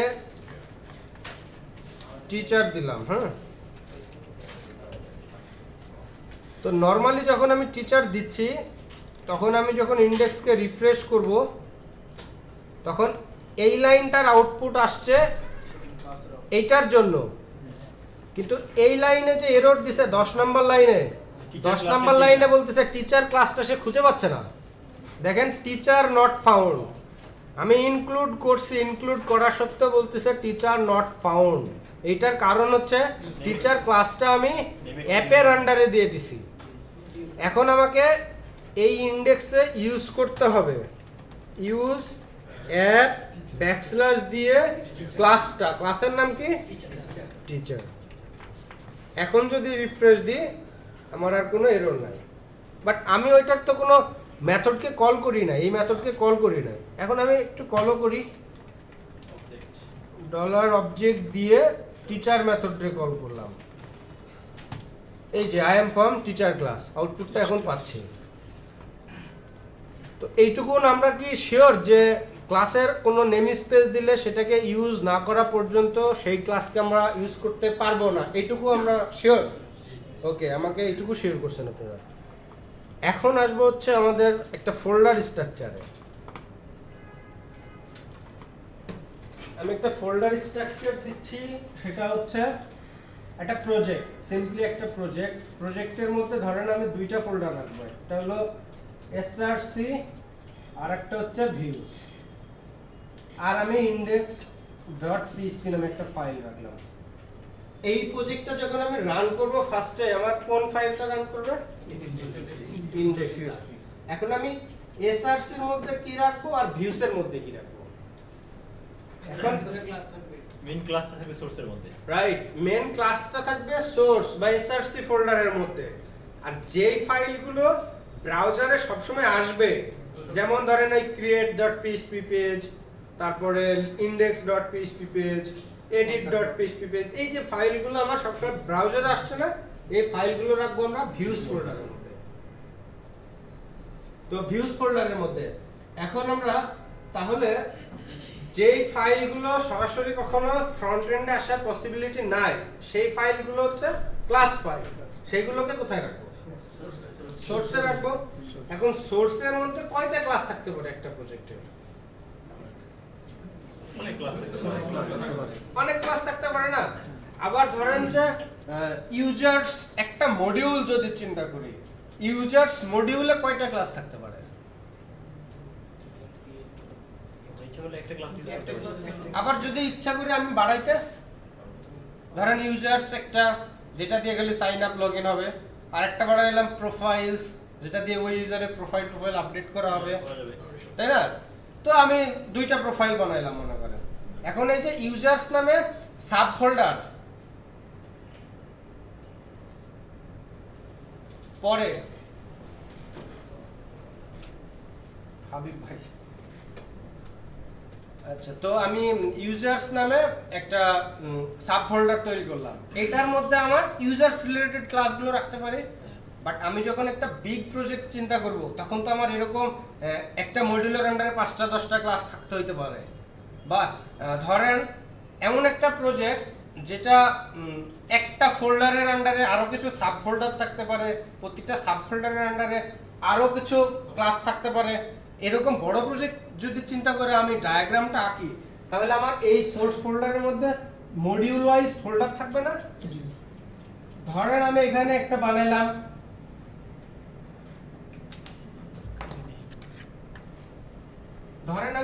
বানাইলাম, সাব ফোল্ডার, হ্যাঁ, সাব ফোল্ডার। এখন সাব ফোল্ডারটা এভাবে না দিয়ে একটা নাম দিই, কি নাম দিব বলেন? প্রজেক্ট রিলেটেড একটা কিছু বলেন, বা কমন কিছু একটা বলেন। মানে আমাদের লার্নিংটা করতে চাই বড় প্রজেক্টকে কেন্দ্র করে, এই জন্য আমার এখন এই সিম্পল প্রজেক্টের জন্য এটা শেখার জন্য সাব ফোল্ডার লাগবে না। বাট যখন লাগবে তখন কিভাবে ইমপ্লিমেন্ট করব এই নেমস্পেস সহ, সেটার জন্য আমি লাগবে না, তারপরে আমি ফোল্ডার বানাই দেখাইতে চাইতেছি। টিচার আর স্টুডেন্ট দুইটা ফোল্ডার করে নিই, সোর্সের মধ্যে টিচার স্টুডেন্ট দুইটা ফোল্ডার করে নিই, তার মধ্যে দুইটা ক্লাস রেখে দিই। বাট যদি এমন হয় যে মনে করেন এটা আগে আরো কিছু মডিউল যদি থাকে, আচ্ছা তখন ইউজার্স একটা রাখতে পারি, ইউজার্স বা ধরেন ইনস্টিটিউটের নামও থাকতে পারে, নাম থাকতে পারে, তাই না? হ্যাঁ। তো আমি সাধারণত এই এসআরসি এর মধ্যে মনে করেন দুইটা ক্লাস সরাসরি রেখে দিলাম। কোন দুইটা ক্লাস? student.php আর একটা হচ্ছে teacher.php। আর এই ভিউজ ফাইলগুলোর মধ্যে কি থাকবে অলওয়েজ? রিলেটেড যেগুলো ভিউ হবে ব্রাউজারে। ওকে, তো আমি আগে এই পর্যন্ত দেখি। ধরেন আমি একটা এসআরসি ফোল্ডার বানাইছি, এটার মধ্যে কিছু নাই, হ্যাঁ। তো আমি এই ফোল্ডারটাকে এই স্টুডেন্টকে এই ফোল্ডারের মধ্যে নিয়ে গেলাম মুভ করা, এবং টিচারকেও এই ফোল্ডারের মধ্যে নিয়ে গেলাম মুভ করা, নিয়ে গেছি। এখন আমি যদি রিফ্রেশ দিই স্বাভাবিকত পাবো না, কারণ কি, কারণ ফোল্ডার চেঞ্জ হয়ে গেছে। জি এখন আমার ইনক্লুডেড পাথটা ঠিক করে দিতে হবে, তাই না? জি এসআরসির মধ্যে স্টুডেন্ট, স্টুডেন্ট আবার এইখানে এসআরসির মধ্যে টিচার টিচার। এখন যদি রিফ্রেশ দিই তাহলে পেয়ে যাচ্ছি, বাট আমার যখন আমি এসআরসির মধ্যে এই স্টুডেন্ট আর টিচারকে রাখছি, তখন আমার নেম স্পেস নামটা কেমন হওয়া উচিত? নেম স্পেস নামটা হওয়া উচিত এই ফোল্ডার স্ট্রাকচার ওয়াইজ। যদি সোর্সের মধ্যে রাখছি না, অ্যাপ হইল গ্লোবাল, সবটার জন্য কমন। আমার এই প্রজেক্টে যত ক্লাস তৈরি হবে সবটার জন্য অ্যাপটা থাকবে কমন গ্লোবালি। এরপরে আমার ওই ফোল্ডার স্ট্রাকচার ধইরা আমি আমার নেম স্পেসের নামটা দিব। এটা অলওয়েজ মনে রাখবেন, ব্যাকস্ল্যাশ কিন্তু স্ল্যাশ না। তো এখন আমার এটা হবে এসআরসি, তাই না? জি ওকে, স্টুডেন্টরেও দিলাম এসআরসি, একেও দিলাম আমি এসআরসি, কারণ এই দুইটাই তো এসআরসির মধ্যেই আছে, জি তাই না? এখন যদি রিফ্রেশ করি পাচ্ছি না, কারণ কি? আমি যেখানে মানে কল করছি ইউজ করছি আর কি, সেখানে আমার নেম স্পেসটা ঠিক নেই আর কি। রাইট, আমি যখন এখানে ইনক্লুড করছি, এই এররটা কিন্তু ইনক্লুডের এরর না। ইনক্লুডের এরর হইলে কি বলতো, যে ফাইল নট ফাউন্ড বা কিছু একটা, কিন্তু এইটা বলতেছে ক্লাস নট ফাউন্ড, তার মানে স্টুডেন্ট ক্লাসটা পাচ্ছে না। তো স্টুডেন্ট ক্লাসের নেম স্পেসটা কিন্তু এখন এইটা। জি তো এইটা তখন আমি যখন ইউজ করতেছি, তখন এই ক্লাস নেমের আগে আমার ওইটুকুনি লাগবে। এই নেম স্পেস নামটা তো অবশ্যই লাগবে, সাথে ব্যাকস্ল্যাশ দিয়ে ওই ক্লাসের নামটাও লাগবে। জি এবার যদি আমরা দেখি, এই যে এই আউটপুটটা কিন্তু পেয়ে গেছি। জি তো আমার টিচারে যে নেম স্পেসটা ইউজ করছি, সেই সেম নেম স্পেসটা আমার এইখানে ইউজ করতে হবে। এখন যদি দেখি তাহলে দুইটার আউটপুটই পাবো। তাহলে নেম স্পেস কিভাবে ডিফাইন করতে হয় এটা আমরা পারি তো এখন। জি ওকে, ভেরি গুড। এখন যদি আমার এখানে ক্লাস হইছে কয়টা? দুইটা ক্লাস হইছে দুইটা। আমি যদি চাই এসআরসি ফোল্ডারের মধ্যেই আমার সকল ক্লাসগুলো রাখবো, 500টাও তো ক্লাস হইতে পারে। জি তো 500টা ক্লাস কি আমি এইভাবে নরমালি ইনক্লুড করব? প্রতি 500টা ক্লাস যদি আমার ইনক্লুড করতে হয়, 500 লাইন যাবে তো আমার ক্লাস ইনক্লুডে। জি তো আমরা কি এমন কিছু করতে পারি না যেটা দিয়ে এই ইনক্লুড করার কাজটা অটোমেটিক করা যায়, করতে পারে? মানে এই ডিরেক্টরির মধ্যে যা আছে সেটা অটোমেটিকলি ইনক্লুড হ্যাঁ, এই ডিরেক্টরির মধ্যে যে ক্লাসগুলো আছে সেগুলো এইভাবে ইনক্লুড না করা অটোমেটিক যেন ইনক্লুড হয়, এরকম কিছু করতে পারলে ভালো হয় না? জি। তাইলে আমার একাধিক ক্লাসের জন্য একাধিকবার ইনক্লুড করার কোনো দরকার হবে না। তো এইটার জন্য আমরা আরেকটা ম্যাজিক ফাংশন ইউজ করব, ম্যাজিক মেথড। জি PHP magic method auto load.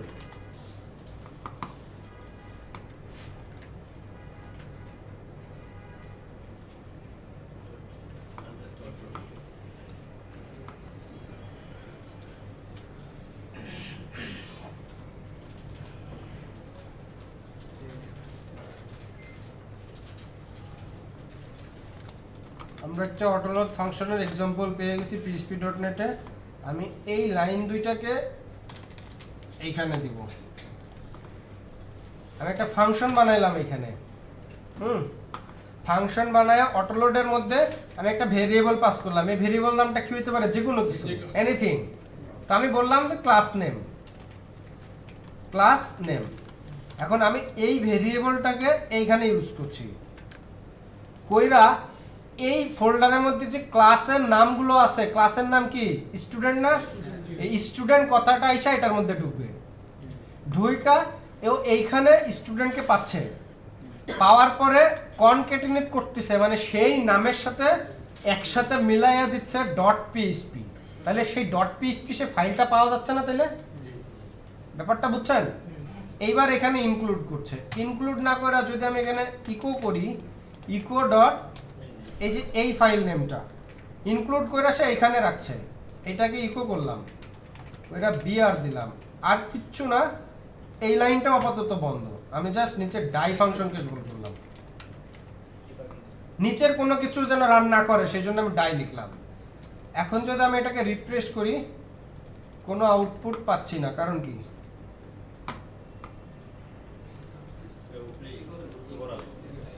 আমরা এইটাকে যদি অফ করি এখন,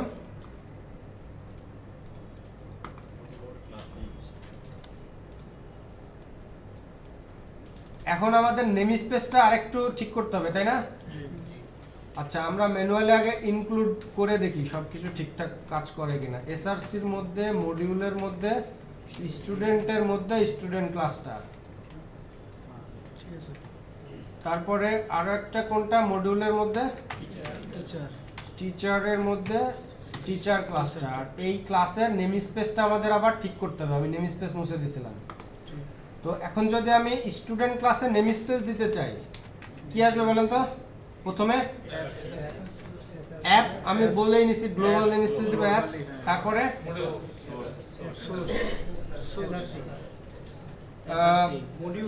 মডিউল দিই, কারণ এসআরসির মধ্যেই তো আমি সবগুলো ফোল্ডার রাখতেছি। মডিউল দিই, তারপরে স্টুডেন্ট। আচ্ছা, স্ট্রাকচারটা সব জায়গায় সেম রাখি, এটা ফার্স্ট ক্যারেক্টারটা স্মল লেটারে গেছে, সব জায়গায় কমন রাখার চেষ্টা করি।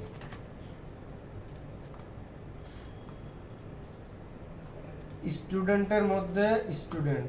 এখন আমি মডিউলটাকে আবার ঠিক করে নিই, মডিউল তার মধ্যে স্টুডেন্ট। এইটা হলো এখন আমার নেম স্পেস। আর এই নেম স্পেসটাকেই আমার এখন ইন্ডেক্সে ইউজ করতে হবে।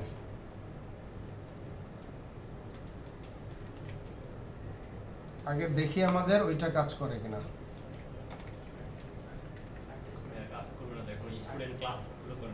এখন এই যে নেম স্পেসের নাম পর্যন্ত দিছি আমরা এখানে, তাই না? এখানে আমাদের আর কি দিতে হবে? স্টুডেন্ট ক্লাসের নেমটাও দিতে হবে। এখন আমার এটা ওয়ার্কিং। তো আমার টিচারকেও সেম ভাবে আমার নেম স্পেসটা ডিফাইন করে দিতে হবে। মডিউলের মধ্যে টিচার।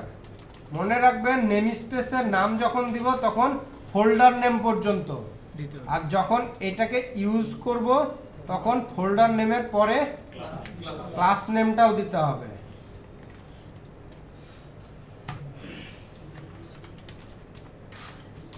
তো ঠিক আছে, এখন যদি এটার অবজেক্ট বানাই তাহলে এটাও কাজ করতেছে। এখন আমরা যেটা দেখতে গেছিলাম অটোলোড ফাংশন, সেটা দিয়ে একটু ছোট প্রবলেম হইতো। সেটা হচ্ছে এই যে এরকম অনেক সাবফোল্ডার বানায়া আমরা তার মধ্যে আবার ক্লাস রাখছি, এরকম আরো অনেক সাবফোল্ডার থাকতে পারতো, কিন্তু ওই অটোলোড ফাংশনটা এই ধরনের সাবফোল্ডারের মধ্যেকার ক্লাসকে খুঁজে পাইতে কিন্তু কষ্ট হইতো, অনেক সময় এরর পাবে, অনেক ক্লাস পাবে না। বাট ওইটা আমি জাস্ট দেখাইতে চাইছিলাম কিভাবে অটোলোড করা যায় ওইটার জন্য। যাই হোক, ওইটা আমি নেক্সট দিন দেখাবো। কিন্তু এখন দেখাবো যে যতই সাবফোল্ডার থাক না কেন, যতই সাবফোল্ডার থাক, যত কিছুই থাক, অটোমেটিক কেমনে আমি ক্লাসটাকে ইনক্লুড করতে পারি। আমাদের প্রজেক্ট রুট কোনটা? এসআরসি। এই যে মেন প্রজেক্ট হলো আমার ওওপি। এখন আমি ওওপির মধ্যে একটা ফাইল খুলবো, যেটার নাম দিব হলো composer.json। আমরা এর আগে কম্পোজার নিয়ে কথা বলছি কি? ওই যে লারাভেল ইনস্টলের সময় কম্পোজার নিয়ে কি বলছিলাম? লারাভেল ইনস্টলের সময়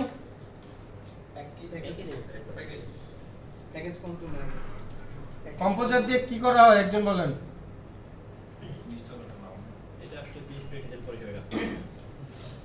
ওই দিন ক্লাসে আমি ছিলাম না? কম্পোজারের মেইন কাজ কি আমি কি বলছিলাম?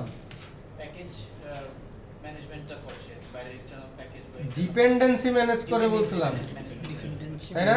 কার ডিপেন্ডেন্সি ম্যানেজ করে? তাহলে এই যে আমরা যে অটোলোডটা করব এখন বলতেছি, এখন আমরা অটোলোড করব বলতেছি, এই অটোলোডটা কম্পোজার দিয়েই করব। তাহলে আমার যে ম্যানুয়ালি ইনক্লুডটা লাগতো এই ইনক্লুডটা কম্পোজার করে দিতেছে না? জি।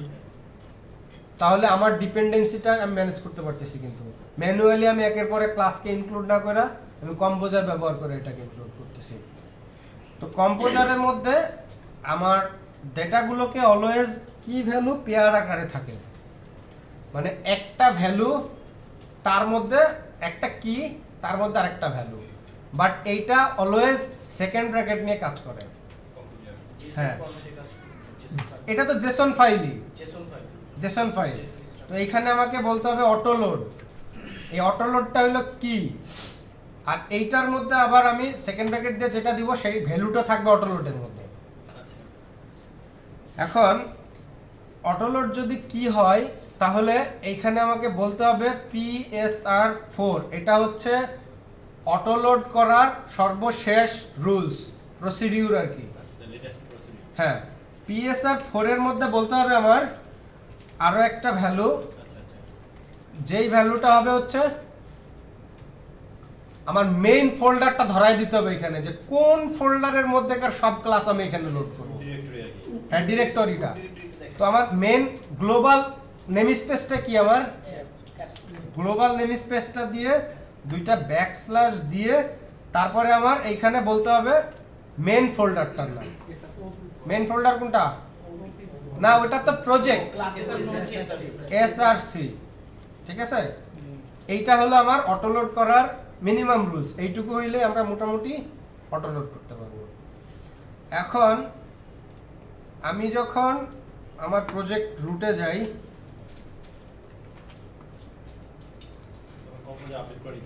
রাইট, জ্যাম্পে চলে যাই, htdocs কোনটা আমাদের প্রজেক্ট 1232, জি এটার মধ্যে আমার এইটা ছিল প্রজেক্ট, তাই না? জি ঠিক যেখানে composer.json ফাইলটা বানাইছি সেইখানে শিফট চেপে ধরে রাইট ক্লিক করলে আমরা কমান্ড লাইন পাবো, জি অথবা আমরা গিটের কমান্ড লাইনটাও ইউজ করতে পারি। এইখানে যে আমরা বলবো কম্পোজার আপডেট দিয়ে কিছুক্ষণ ওয়েট করব, সে নেট থেকে এই অটো লোড করার ব্যাপারগুলো ডাউনলোড করে দেবে। এখন এর মধ্যে কি আছে না আছে এত কিছু আমার আপাতত জানার দরকার নাই, সে আমার কাজ করে দিবে, এইটুকুন হইলেই হবে। এখন যেখানে আমার ইন্ডেক্স ফাইল ছিল এইখানে আমি একটা ফাইল রে ইনক্লুড করব, ইনক্লুড ওয়ান্স দিয়ে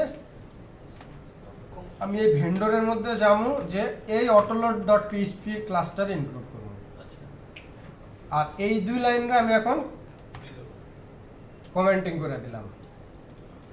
এখন যদি রিফ্রেশ দিই আমার আউটপুট কিন্তু আসছে। তো আমি এখন আরো একটা ক্লাস বানায় মানে প্র্যাকটিক্যালি এক্সপিরিয়েন্স হই যে আসলে শিওর হই যে ব্যাপারটা ঠিকমতো কাজ করছে কিনা। আমি এখন একটা ক্লাস দিব, নাম কি দিতে পারি? ফোল্ডারের নাম রেজাল্ট। ওকে, রেজাল্ট নামে একটা ফোল্ডার বানাইলাম, তার মধ্যে আমি আর একটা ক্লাস তৈরি করব যেটার নাম দিব হচ্ছে রেজাল্ট। আপনারা মনে রাখেন এই ফোল্ডারের নাম আর ক্লাসের নাম সেম রাখার চেষ্টা করবেন, নাইলে কিন্তু অটো লোড এরর পাবেন। তো রেজাল্টের মধ্যে আমি রেজাল্টের কিছু একটা মেথড বানাই, পাবলিক ফাংশন ধরেন বানাইলাম রেজাল্ট মেথড। যদি আমরা মেথডগুলোর নাম এইভাবে দিব না, আমি জাস্ট দেখানোর চেষ্টা করতেছি যে এই মেথডে কল করতেছি। এখান থেকে আমি ইকো করলাম মাই রেজাল্ট ইজ ভেরি ব্যাড, এইটা ইকো করলাম। আর ইন্ডেক্সে যে আমি এটার কোনো নেম স্পেস দিছি দিই না, এটা নেম স্পেসটা তাহলে দিয়ে নিই। নেম স্পেস কি হবে? অ্যাপ মডিউল তারপরে রেজাল্ট ফোল্ডার পর্যন্তই। আর যখন এটাকে ইউজ করব তখন ইউজ লিখে ফোল্ডারের পরে ব্যাকস্ল্যাশ দিয়ে ক্লাস নামটাও আমার দিতে হবে। এখন আমি এই ক্লাসের একটা অবজেক্ট তৈরি করতেছি, অবজেক্ট ফর রেজাল্ট। এটা তো যে কোনো কিছু হইতে পারে, আমি এটাই দিলাম। নিউ দিয়ে আমি রেজাল্টের একটা অবজেক্ট বানাইলাম, বানায়া অবজেক্ট ফর রেজাল্ট দিয়ে তার বানানো মেথড রেজাল্ট মেথড, এই যে রেজাল্ট মেথড সেটাকে কল করলাম। এখন যদি আমি রিফ্রেশ করি, এই যে মাই রেজাল্ট ইজ ভেরি ব্যাড। তো আমি কিন্তু ইন্ডেক্স পেজে নতুন করে আর কোনো প্রকার কোনো কিছু ইনক্লুড করি না, এগুলা মুছে দিলাম। জাস্ট একটা ফাইল আমি ইনক্লুড করে রাখছি। এখন এই এসআরসির মধ্যে আমি যত ক্লাস বানাই ঠিকঠাক মতো নেম স্পেস নেম দিলেই সেই ক্লাসগুলো সব আমার এখানে লোড রিজাল্টের হয়ে মধ্যে যাবে। যদি আমি একাধিক ক্লাস বানাই, বানান সমস্যা নাই, নেম স্পেস ঠিক রাখলেই হবে। বললেন যে ফোল্ডার নেম আর ইস না এই ফাইলের নাম সেম রাখতে আর কি।